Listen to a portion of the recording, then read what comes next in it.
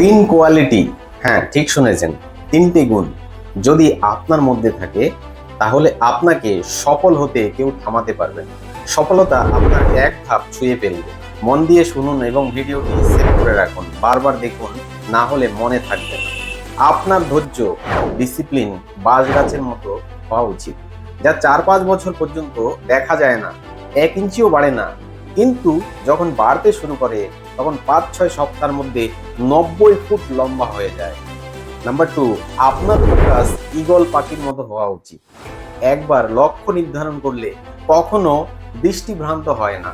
Number 3, আপনার আত্মবিশ্বাস সিংহের মতো হওয়া উচিত, কারণ জঙ্গলে অনেক প্রাণী অনেক তীক্ষ্ণ, শক্তিশালী এবং দ্রুতগামী, কিন্তু জঙ্গলের রাজা একজনই।